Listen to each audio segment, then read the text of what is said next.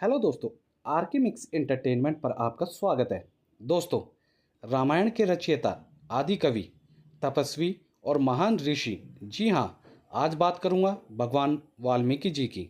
क्या आप जानते हैं कि जिनके बिना रामायण की कल्पना भी नहीं की जा सकती, उनकी जयंती हम हर साल क्यों मनाते हैं, कैसे मनाते हैं और आखिर इसका महत्व क्या है? तो चलिए शुरू करते हैं आज का रोचक और ज्ञानवर्धक वीडियो, वाल्मीकि जयंती स्पेशल एपिसोड।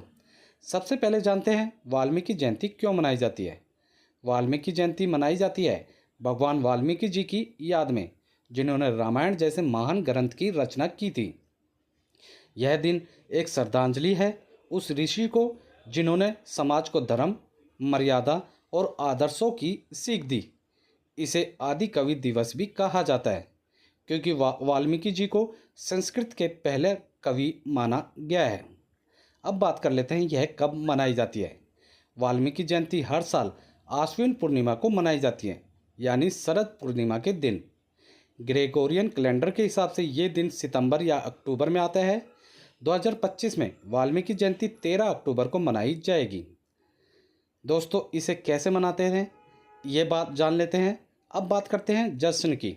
पूरे देश में, खासकर पंजाब, हरियाणा, दिल्ली, उत्तर प्रदेश और मध्य प्रदेश में भगवान वाल्मीकि जी की शोभा यात्रा निकालती हैं।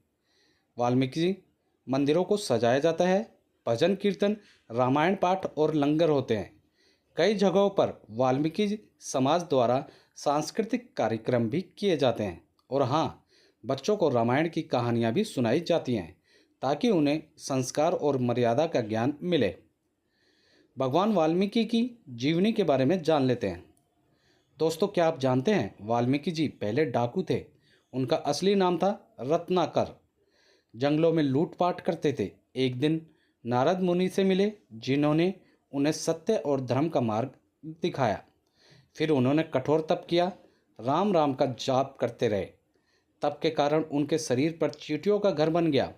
यहीं से उनका नाम पड़ा वाल्मीकि और वे बन गए ऋषि, फिर महर्षि, फिर भगवान वाल्मीकि। उन्होंने ही रामायण की रचना की, जिसमें 24,000 श्लोक हैं। वाल्मीकि और रामायण का संबंध जान लेते हैं। दोस्तों, वाल्मीकि जी सिर्फ लेखक ही नहीं थे, वो साक्षात गवाह थे रामायण के कई प्रसंगों के। उन्होंने सीता माता को आश्रय दिया जब उन्होंने वनवास मिला। उनके आश्रम में ही लव और कुश का जन्म हुआ और वहीं से लव कुश ने भी रामायण का पाठ कर श्री राम तक सच पहुंचाया। सोचिए, रामायण सिर्फ ग्रंथ नहीं है, यह जीवन का दर्शन है और वाल्मीकि उसके दृष्टा। वाल्मीकि भगवान वाल्मीकि जी से जुड़ी विशेष बातें बता देता हूँ। उन्हें आदि कवि कहा जाता है। उन्होंने अनुष्टुप छंद में रामायण की रचना की। वाल्मीकि जी समाज के लिए वे आस्था के प्रतीक हैं। उनकी शिक्षाएं हमें बताती हैं, कोई भी कितना भी नीचे क्यों ना गिरा हो, परिवर्तन हमेशा संभव है। और इसलिए भगवान वाल्मीकि जी का जीवन है उम्मीद की मिसाल।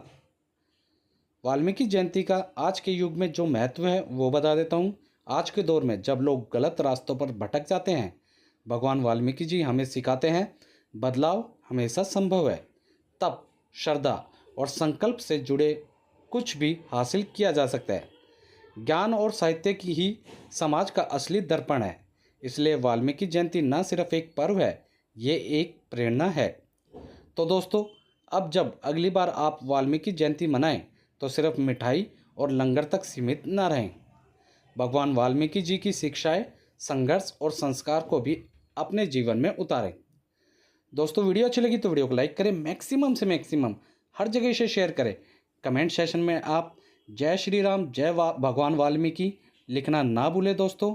या जो कुछ भी कहना चाहते हैं आप इनके बारे में वो लिखें।